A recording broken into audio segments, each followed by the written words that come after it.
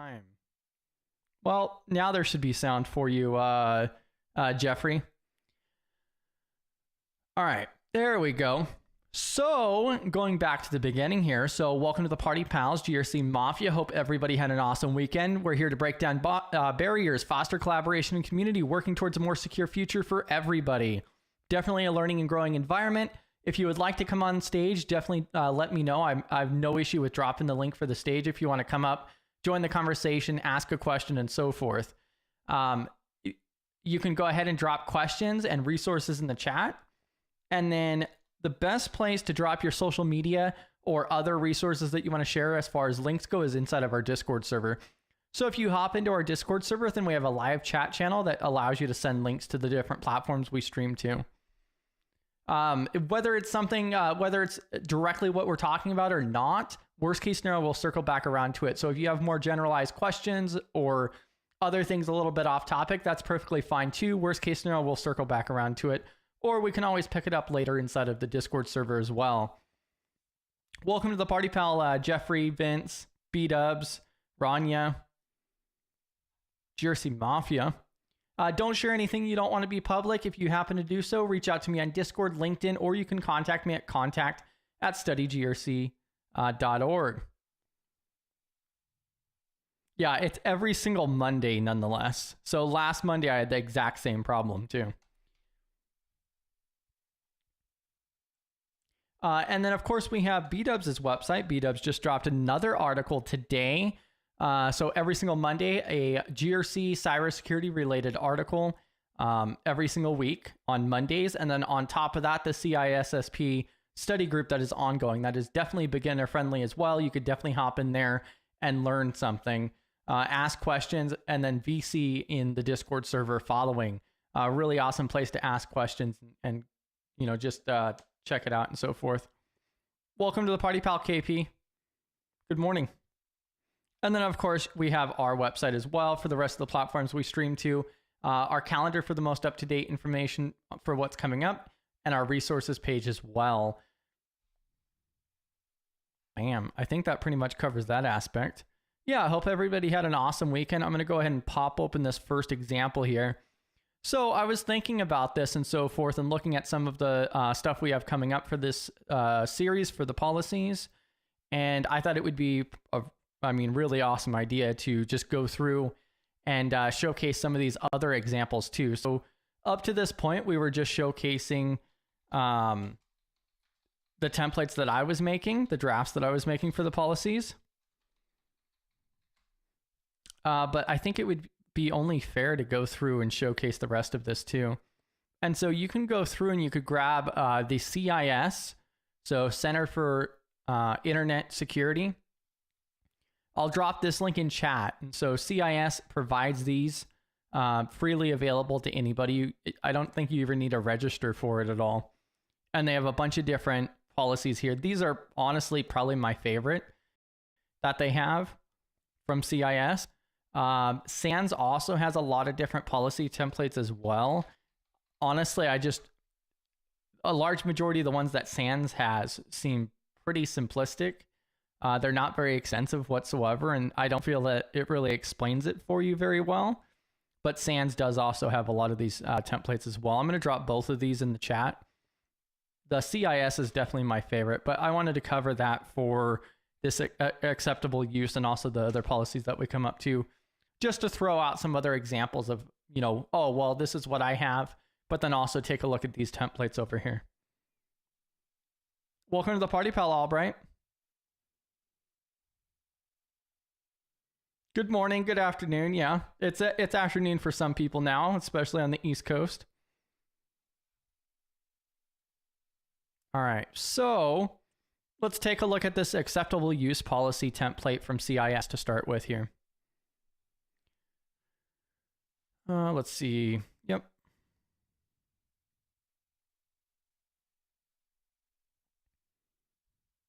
All right, so just looking over the table of contents. So we have our scope. I want to make sure this is big enough too.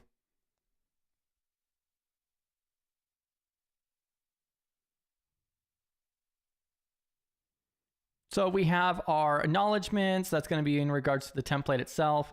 And then we have the introduction for the purpose, the scope, and what the assets are. There we go. That's a little bit better. And then policy use topics, and then the template itself for the purpose, exemptions, the policy itself, acronyms, abbreviations, glossary. And what I really like about the CIS templates is that they actually go through and they break down each section on what it's supposed to do. And so introduction, acceptable use policies often act as terms and condition documents for employees. They're a cornerstone of an information security policy. So typically employees will have to read them and confirm them and sign that they've understood them and agreed to them. Typically you'll see that during onboarding and then maybe once a year or during retraining and so forth. It outlines the rules that must be followed when interacting with the different devices, like what is acceptable use on our work devices or otherwise. This policy template in particular is directed towards the IG1 group. So specifically geared towards the safeguards group 1. So if you guys aren't familiar, CIS has IG1, 2, and 3. IG1 being the lowest. I think it only has like maybe 15 controls or so. And then it moves up from there.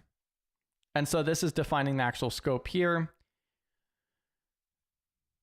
And then see, like, this is what I'm also talking about is like, I think that they do a really good job at explaining things. And so enterprise assets can exist in and can be connected remotely, physically, virtually, or cloud-based environments.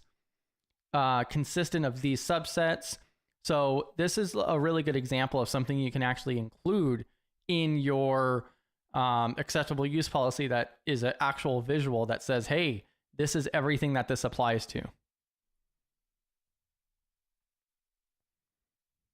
So acceptable use policy topics.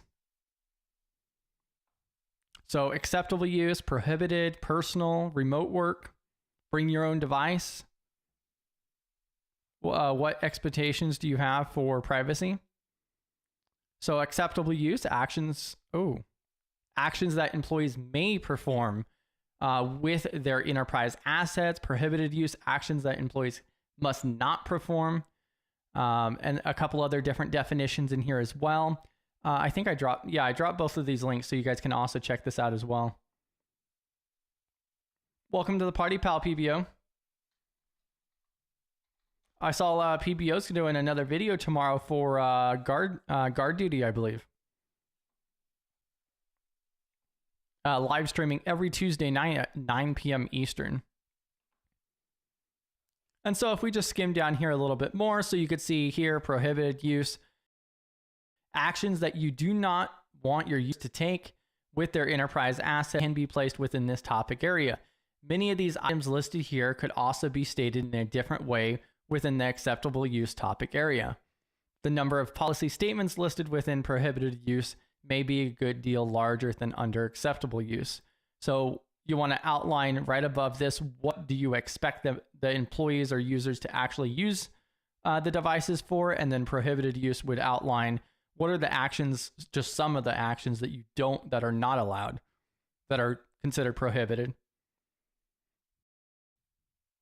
Users should be aware that on enterprise assets, users should not expect any degree of personal privacy. And this is actually a surprisingly important section to add. Now, also another section here talks about bring your own device in regards to this too.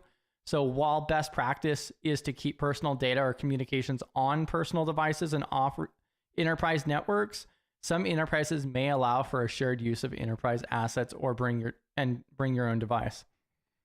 What do you do when you report violations? How to do that?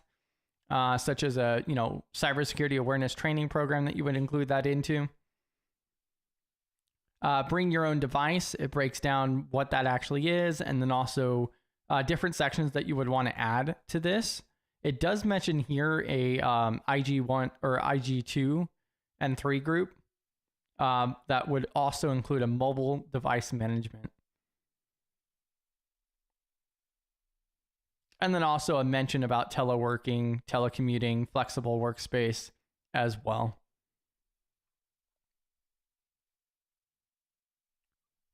So then down here, this is what? What page is this?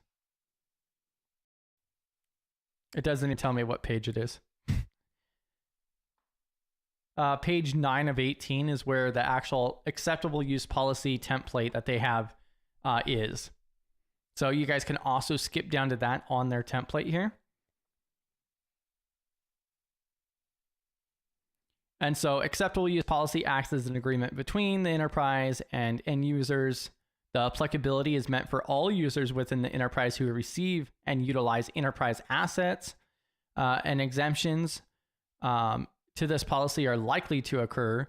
Exemptions requests may occur for a variety of reasons, but generally employees need to use enterprise IT assets in a manner that is consistent with policy. As an example, it's common to need to connect to a personal device to an enterprise network or place enterprise data in the possession of a third-party contractor. So if you do need to work around this policy for one reason or another, then the reason you have to make it in writing, and it must contain the reason why, the risk to the enterprise not following the policy, specific mitigations that will not be implemented, technical or other difficulties, and so forth. And then here we are getting into the policy section, so user responsibilities. User must only use approved technology and services. Enterprise assets are on loan to users so that essential job functions may be performed. Upon separation of enterprise, all supplied IT assets must be returned, including data. Users must secure the physical environment around their workstations and lock their computers when stepping away. Yeah, and this is probably going to flow into some of the other policies as well. And so like PBO is probably already in chat talking about, timeout on the computers. That's a pretty big one on having like a timeout. And honestly, that's one of the biggest benefits of actually supplying a device is you have that control and power.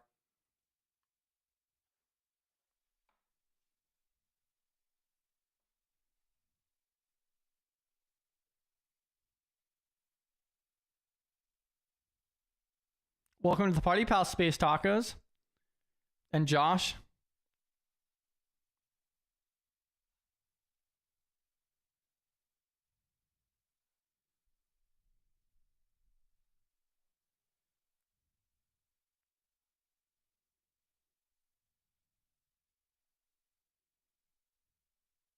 All right, let's see here.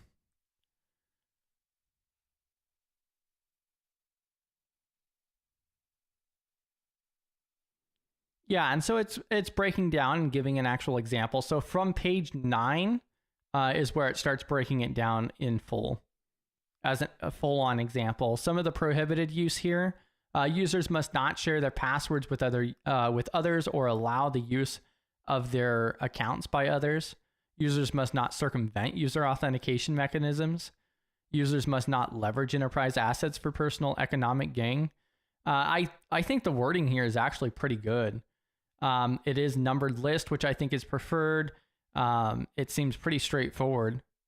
It's not paragraphs in this section, at least. Prohibited use. We were just reading some of the sections out of the user responsibilities. Expectations of privacy. So when using enterprise resources, the user shall have no expectation of privacy. Access and use of the internet, including communications. Except in certain limited cases recognized by law. So there may be some cases there that there would be a right to privacy. The enterprise reserves the right to monitor, access, and disclose all information generated and actions performed using enterprise IT assets. Definitely outlining this stuff just so that way that's also clear.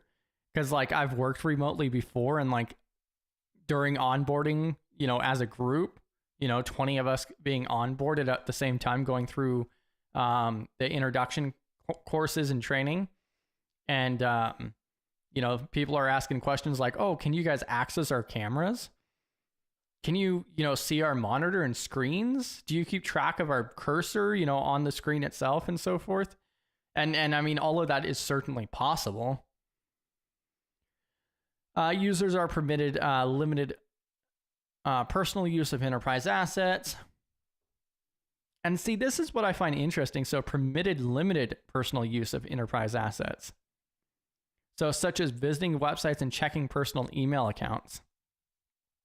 Users may access web-based personal password managers on enterprise assets. Local installation of a password manager must be approved by IT. Users must not store enterprise passwords in personal password managers. That's actually one I had not previously thought about before. I mean, hopefully the enterprise is supplying a password manager as well, but also dictating not to store that in a personal one is a good one. Welcome to the party, pal, Regine. What's for lunch today, Space Tacos?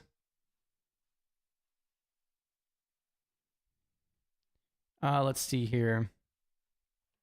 And so this is just to get us thinking about like what is included into these policies and what to look for. And I also dropped the links to both of these as well for the SANS and the CIS template pages.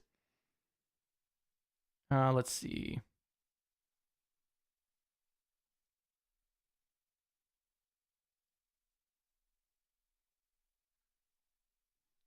I was going to pull up another one here.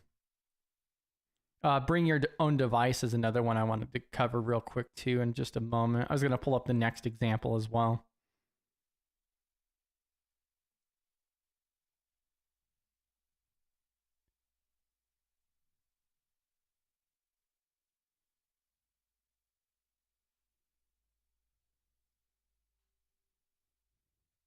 Let's see.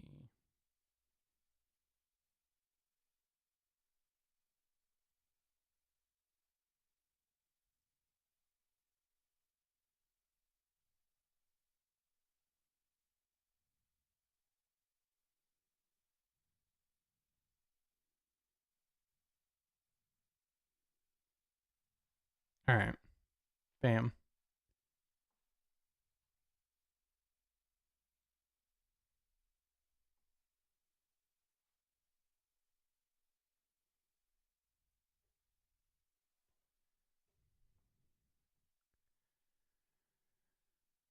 All right.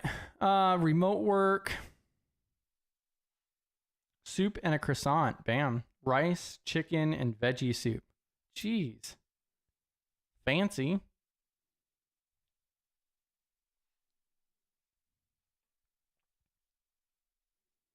All right, so the personal use for the enterprise passwords, I like the fact that they do explicitly state not to store the passwords in the password managers. Some of the remote work here, so all enterprise data must be stored on approved enterprise assets. PVO. Users must not connect to enterprise assets to open unencrypted Wi-Fi networks. That's another important one as well. And I feel like a lot of this is just to also back the company up later on. So, if you, I actually saw, not only did I see a LinkedIn post, but even when I was at the airport, like I saw plenty of people with their work computers. Like there was even a person with a government computer just connected to the public Wi-Fi that's just open at the airport and so forth. Now, you could definitely go off and state, oh, well, it has this, it has that. They're using a VPN, et cetera, but who knows?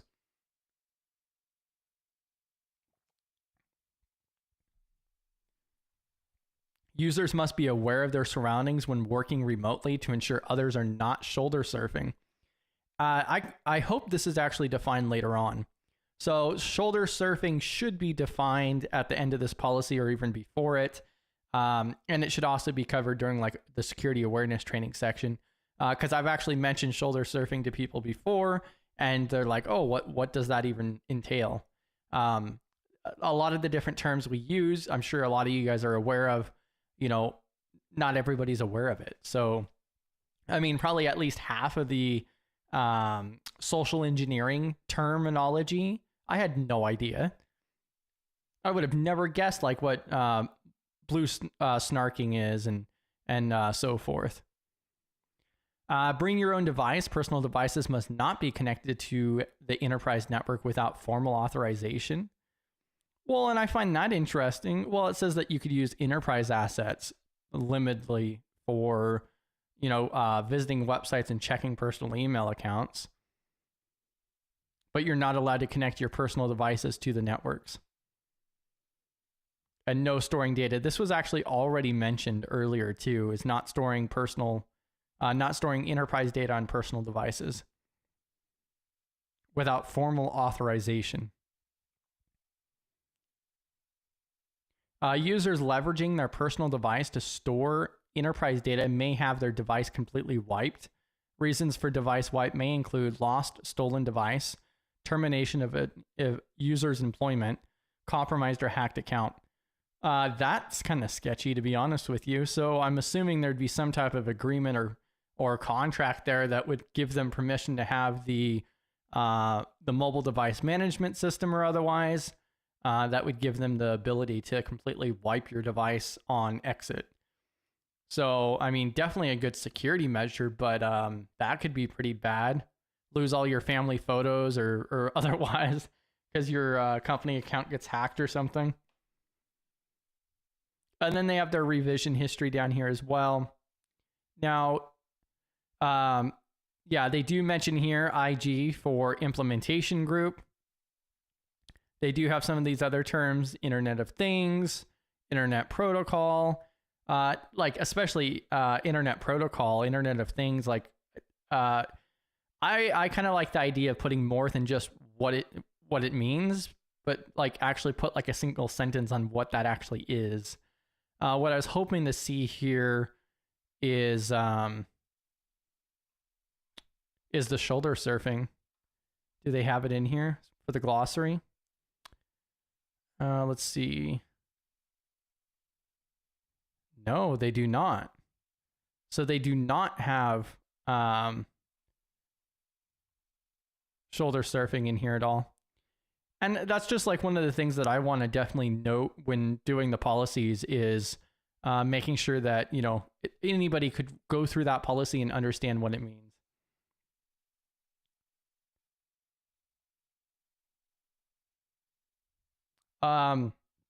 Save DV asks, has anybody ever had a user violate a policy and get reprimanded? I worked with an individual who was actually running a business off of the work computer. And that was during work hours and they were terminated. So, I mean, that's one example of a policy. There was also another incident where somebody was making company accounts for themselves. So there was a manager that was literally making additional accounts on the system for them to sign into, basically like sock puppet accounts, just because they had access to that system. Does anybody else have any other examples of maybe reprimands or corrective action or otherwise for violating a policy?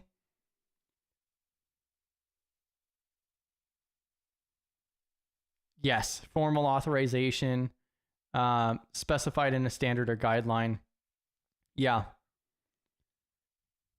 And that's one of the things that I like, especially for a small business, it really could make things expand when you have your policies, your standards, your guidelines and procedures and so forth.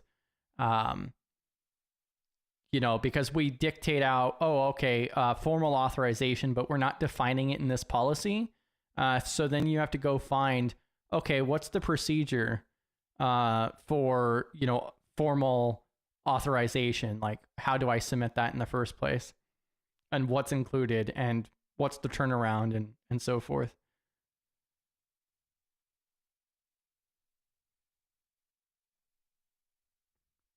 Correct. Yeah, and like Space Tacos mentions is that the definition should be incorporated. Yeah, that's honestly like a huge pet peeve of mine, because if you guys look around and I'm sure you guys have noticed it before, is, like you could see here in this glossary, and this is just a template here. But yeah, it should be to where anybody should be able to go to this policy and be able to understand what they're talking about. And like you could see here for the glossary, they do go through and provide a definition of understanding for these different terms. But up here, just for the acronyms, they're not defining these, and they're not in the glossary either. So like, what do you mean by industrial control systems?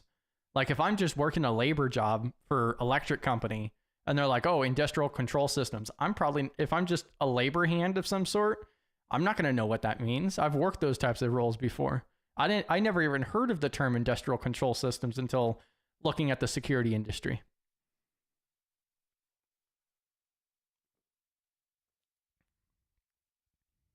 Same thing with Internet of Things. I've talked to people about Internet of Things before, and they're like, what the hell does that mean?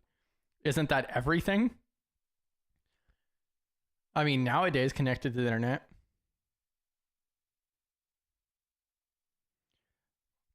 Yeah, and so like Saved V mentions, because it was hard to get HR to take action on policy violations. Yeah, and especially when you're at the enterprise. And yeah, I could definitely foresee that.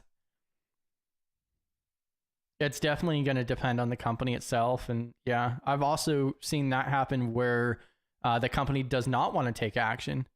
So like two different employees, let's say one is a model employee and the other one just isn't doing as much. Maybe they'll let one person slide by doing the same thing as the other person.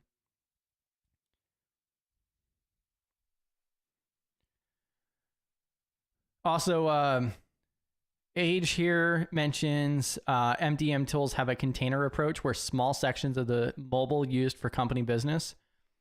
Yes, and that's a really good thing to mention too, and that's one of the reasons why I find that particular section in here to be kind of broad there, because it mentions the bring your own device, and they have the right to, the device may be completely wiped.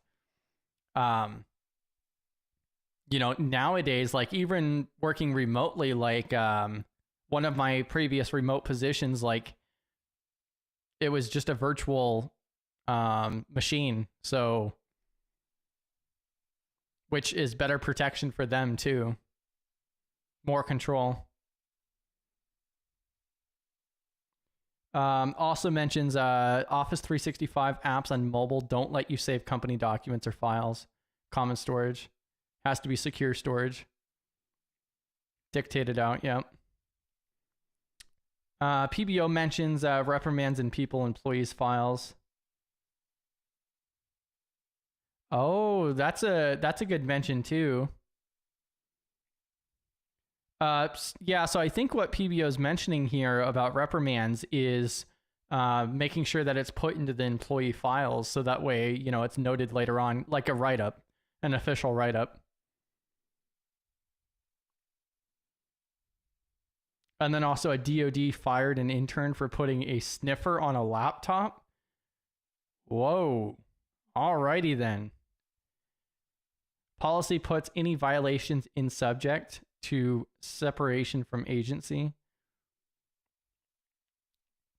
Josh also mentions, I worked for a CEO for a company that had to terminate somebody for inappropriate access to other person's account.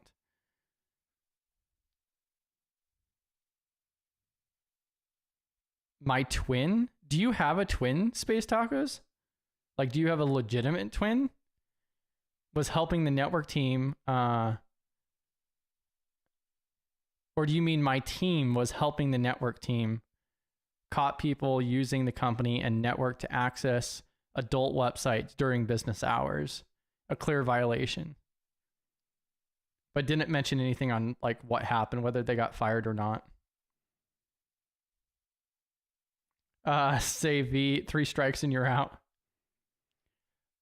And like the previous places I worked at least, like they had like a 0 tolerance for severe, that actually could have significant impact. And they seem to follow that pretty well, actually.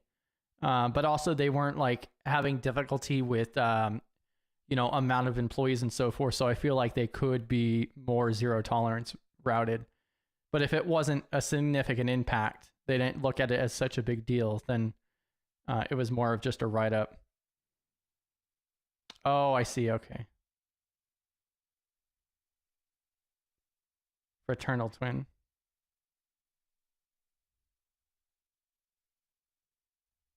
Space tamales. Oh my God. That's a good one, Jason.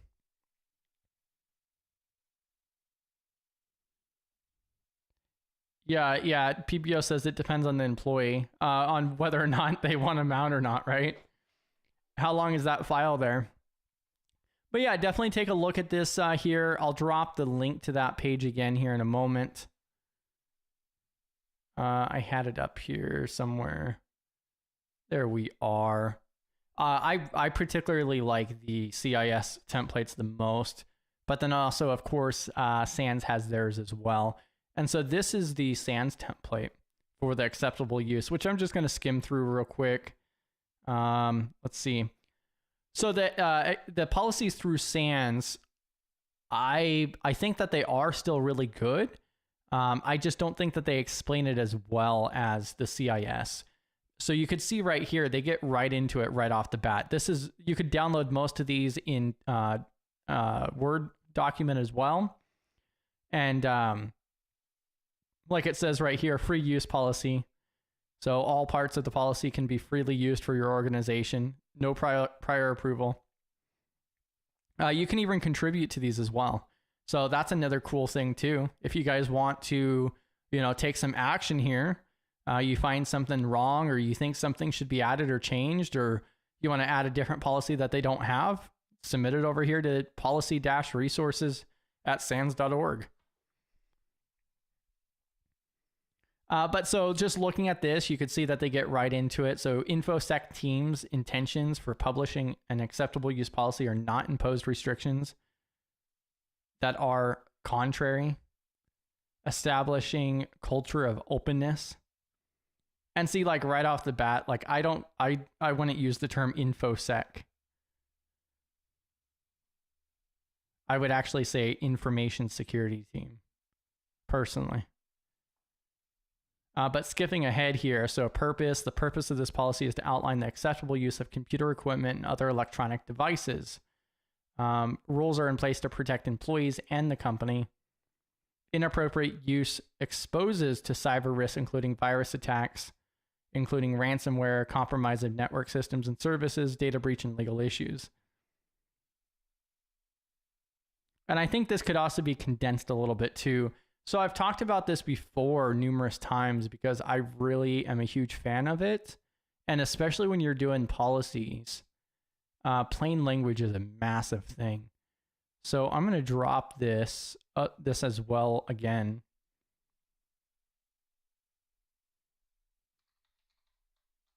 So plainlanguage.gov is a really awesome resource. You could check out their training material and so forth. They have all kinds of different stuff. They have videos that you could watch. They have templates. They have some different training materials. And it's a really awesome spot. They have like a whole guideline of how you can word things, put things in lists, format it differently, just so that way people can understand it better. And it's just more straightforward. I think it's definitely a really good thing to at least keep in mind. Because, I mean, we have the exact same problem right off the bat here. Ransomware, compromise of network systems and services, data breach, and legal issues. PBO's mentioned before, utilizing the term data breach for an example. You got to contact the legal team first.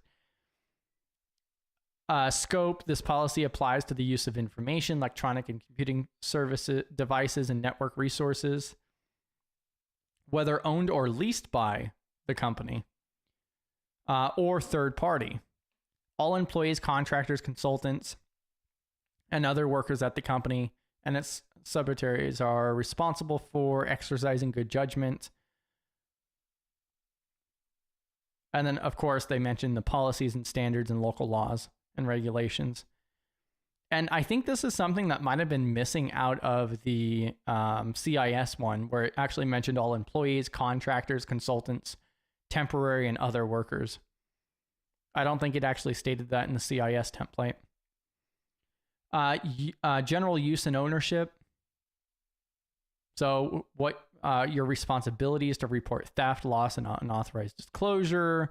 You may access, use, and share information only to the extent is authorized and necessary to fulfill your assigned duties.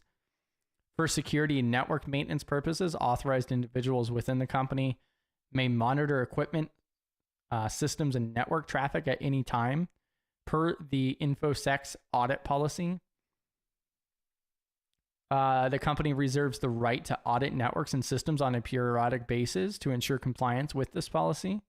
That's something that my previous remote position did, is randomly.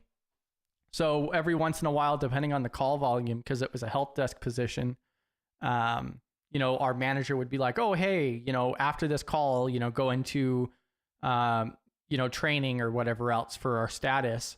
And then we'll hop into our, weekly 10-minute call or whatever it was. And then every once in a while, they would just be like, okay, now turn your camera around the room, so we can make sure that you're following our policies. Because for the company that I was working for, we weren't allowed to have any other electronic devices in the same room. No open windows.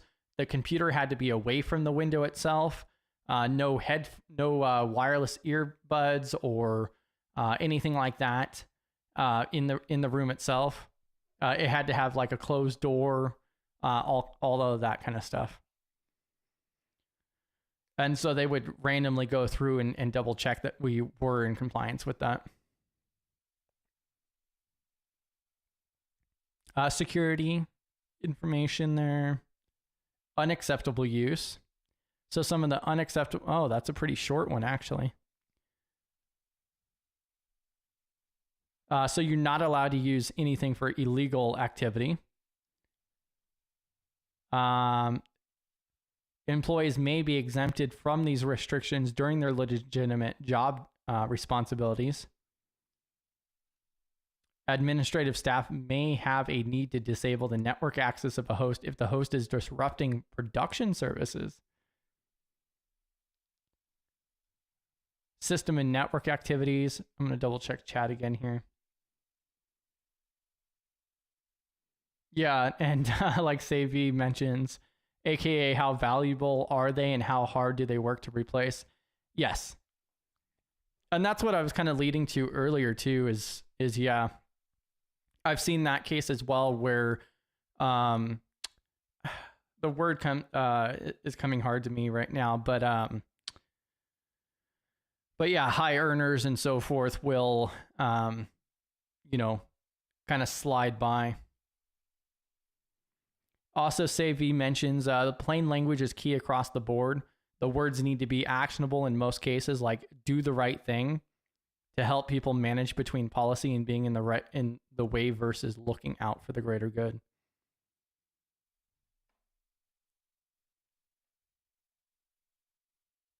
Adding to that in the treasure trove. Oh, yeah.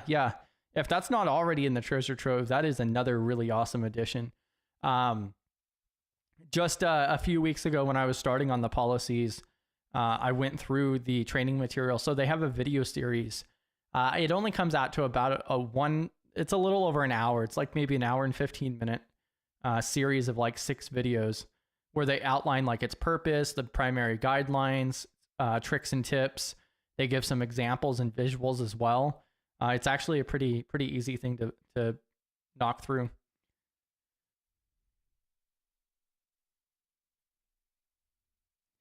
We would joke and say all of the policies matter were layer 8 issues. I've heard layer 8 before.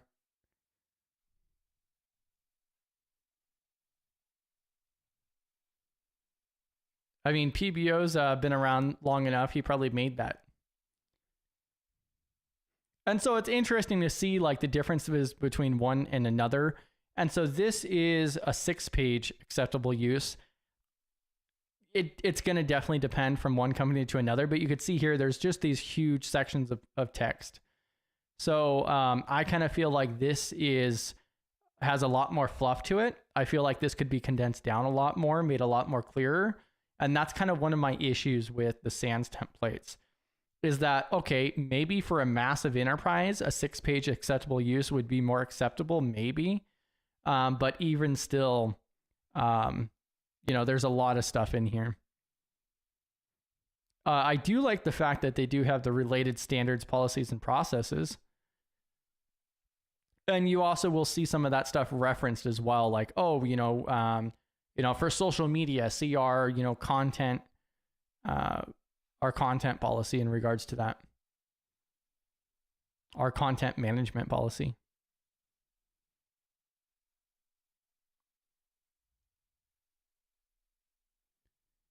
Definitions and terms. Yeah, again, blogging, honeypot, honeynet, spam, ransomware, and so forth.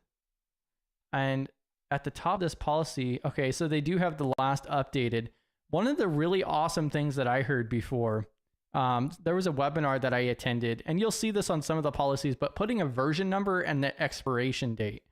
So if your policy outlines that, if your information security policy dictates that, policies will be reviewed annually, then, putting in the actual policy when its expiration date is, so that way also when an employee references that and takes a look at it, they could say, this is out of date or otherwise.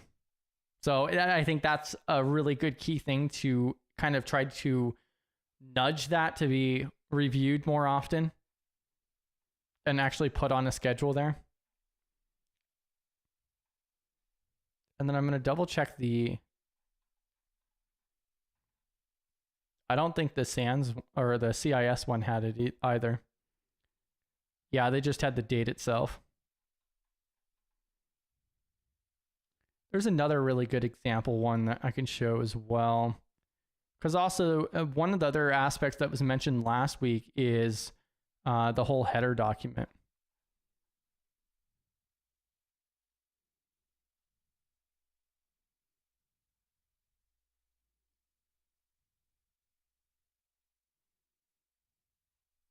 So I just want to try to find one of these examples here. Yeah, so this is an example of what you could put at the top of these policies as well. So some type of number for the document itself, the updated, issued by, who's the owner of this, and then you could even add another section here for the expiration. So you could put a lot of this information up at the top. And then also, I think putting the owner is also really important. So that way people will actually have a place to reference. So if they have a question or, it is out of date or otherwise, then they know, who's in charge of that, who's responsible for it. Oh, and I just closed tabs on accident.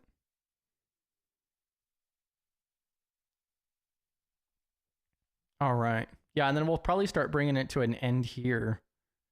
I plan on doing something similar tomorrow. I'll probably quickly review this other one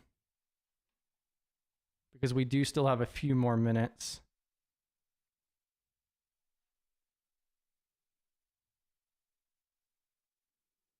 But yeah, as always, if you guys have any questions or otherwise, definitely drop it in chat. There's also the Discord server outside of our live streams as well. And then I'm going to try to pull up this other one as well while we have a few minutes here.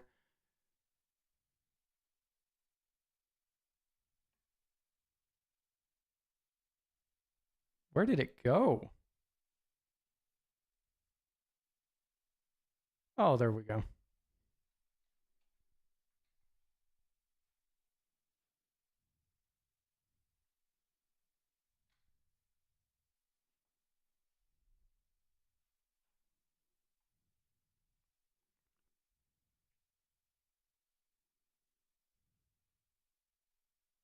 All right, so this is another potential of one as well, which I'm just going to skim through here. What did the pane say? Oh, 7 layers of OSI model. Layer 8 is the user. Layer 9 is managed. Oh, yeah, layer 9. Yeah, nobody even mentioned layer 9 yet.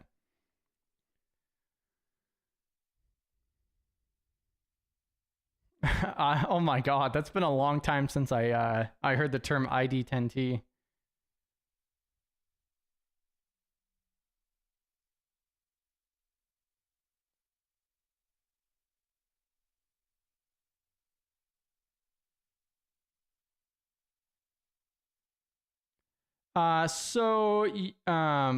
You're over there on LinkedIn right now. So the best place to go is our YouTube channel. So everything is recorded. So that's what we started doing. We were meeting up once a week for a long time. And then we started live streaming it to YouTube for our primary meetings, which is now Thursday nights at 6 p.m. Central. But yeah, the best place to go is studygrc.org. And you can go ahead and access our YouTube channel through there. You could also go through and just search for Study GRC on YouTube, and you should be able to find us as well. And all of our recordings and so forth are on our YouTube channel. And then right now we are streaming 5 days a week on various topics. Starting next month, we plan on knocking that back down to 2 videos plus our Thursday meeting. So it'll be 3 days a week plus additional videos here and there as well. So yeah, thanks for tuning in, GRC Mafia. Hope everybody has an awesome week. But yeah, thanks for tuning in. And if you have any questions, definitely reach out.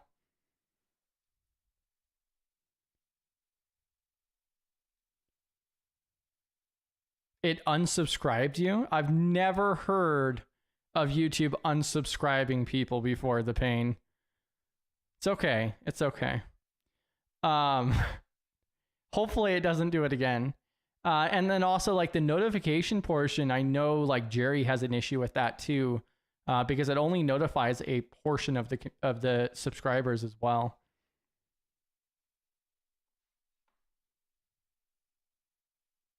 But yeah, so I'm just going to skim through this one real fast. I think this one's smaller.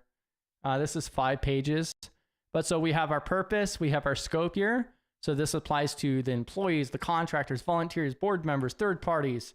It covers all of our technology resources here, software, data storage systems, emerging technologies, including AI tools and IoT devices. This governs our on-premise and remote, wherever accessible our resources. Key principles, so security, protect our technology resources from unauthorized access, damage, or misuse. Legality, so use technology resources in line with applicable laws, regulations, and our policies.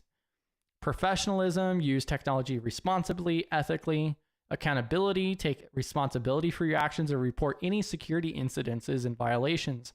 I think this is also really important from a security culture standpoint too, is that I've also seen incidences of like a security incident or violation, and then employees are afraid to say anything. Like, oh man, I just clicked on this link and now, my computer's telling me to send them Bitcoin.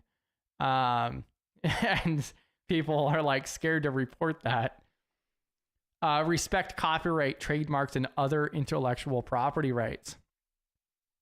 Data privacy, protect personal and sensitive information. So like right off the bat, towards the top here, we know, who this affects in a nice clean list, what resources it involves, and then also like some of the key areas. So like I'm already pretty confident. Like if I was just lazy, I mean, a page and a half, and I have the gist of this. However, then it breaks it down. General use. We use technology resources mainly for business purposes. You may use them for limited personal use if it does not interfere with your work or violate this policy. Limited means occasional use that does not affect productivity or system performance. What are your guys' thoughts on that, by the way? Because this is now the second one that we've seen where it says limited occasional personal use. I know that some companies would be strongly against that. You must not do anything that harms our reputation. Use secure networks like VPNs, especially remote workers. I think I mean, I'm sure there's companies out there that don't use a VPN for bring your own device. But that's definitely ideal.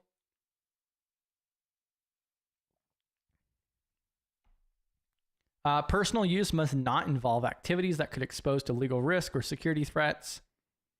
So it mentions illegal downloads, accessing risky websites. All right, so we have a lot of this basic stuff here, a lot of lists, bring your own device. If you use your personal device for work, follow our BYOD policy. This includes securing your device, keeping work and personal data separate, and allowing a remote wipe if the device is lost or stolen. Also, incident reporting. Now, I'm going to scroll down here. I'll go over the different sections, and then I was kind of curious what's down at the bottom, whether or not any of these terms are described at all in a glossary or otherwise. Internet and network use, security and access, prohibited activities, hacking, phishing, or performing other malicious acts, email and communication. Do not open suspicious emails or attachments. Report phishing to the IT department. Confidentiality, do not share sensitive information. Data management, data protection, handle data based on our data management and privacy policies. Classify data by sensitivity and follow handling rules. This is a really good section to actually link out to that data management policy itself and the privacy policy. And so at least for us, I believe we're putting our data classification inside of our data management is, I believe, what the plan was for study GRC. Just to simplify things in the meantime, later on, we may break that out into a data classification policy. But in the meantime, I think we're throwing that into a data management policy. But I like that it does mention those here. Social media and public representation, organizational accounts, only authorized users can post for us, must match branding and communication roles. If you talk about work online, add a disclaimer like views are my own. Do not share confidential info or make statements that could hurt us. Avoid online arguments or controversial topics that might reflect badly on us. You'll actually see this. I mean, I'm sure each and every one of you guys have seen that up on people's Twitter accounts, on LinkedIn and Facebook and so forth, putting views are my own, especially if they have a more senior level role within that company or some type of management or higher level. It seems extremely common. Let's see.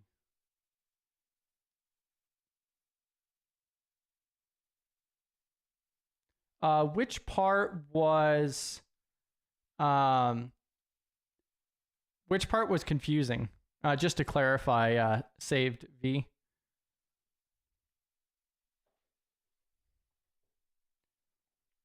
And then the pain, realistically, it's fairly reasonable to expect your workforce will never use the internet for any non-work related functions unless you're at a secure government facility.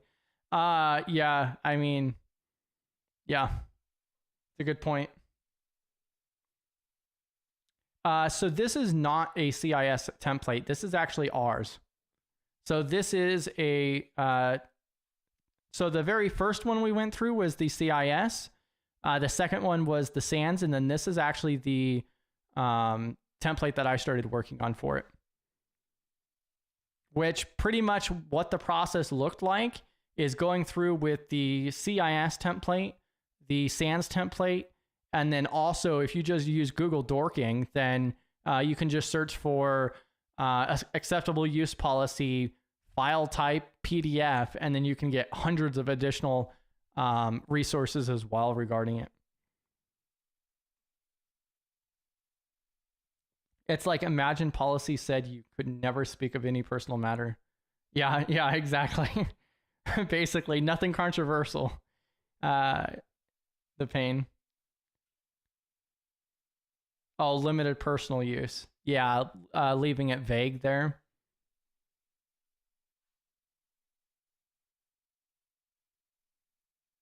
Yeah. And I think, I think that's definitely fair to say too. I'll scroll back up to that in a moment. Prohibited items, they have a whole list here as well. Okay, so we do have our policy acknowledgement for the sign off, but we do not have a glossary of terms or otherwise. That's one of the things I want to scroll down for. And then, yeah, so the very first section right here, and what we were just talking about with saved V, is that this isn't very black and white. This is kind of left up to, you could kind of make your own thing on this. We provide technology resources mainly for business purposes. You may use them for limited personal use if it does not interfere with your work or violate this policy. Limited means occasional use that does not affect productivity or system performance. Yeah, I kind of like how I believe it was the CIS one outlined it by stating that, for an example, you could visit a website or access personal emails as long as it didn't affect these. But yeah, this is not actually defining what you can and cannot do regarding the personal aspect. I believe that's what you're kind of referring to. The Payne mention, KP says, that sounds like the show Severance. I think I might have seen Severance. It sounds familiar.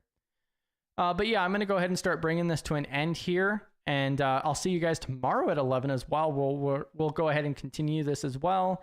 I'll go ahead and pick out another one. Like maybe we'll go through and do the remote work policy and take a look at the communications policy tomorrow. So remote work and communications policy. But bam, GRC Mafia. Yeah, welcome to Tuesday Eve. Thank you guys for tuning in, and I will catch you guys inside of Discord. I'll drop the link for that one more time if you guys need it. If you guys have any other questions, definitely drop them in the comments below. Hop into Discord and ask there, and I'll see you guys tomorrow. Space Taco says, so the occasional game of solitaire to help me focus on work should be fine then. Yeah, right? Exactly. Or, World of Warcraft, or, your occasional, chess game, or meeting up with some Russians in a chat room, IRC. But yeah, thank you guys for tuning in, GRC Mafia. I'll see you guys in Discord.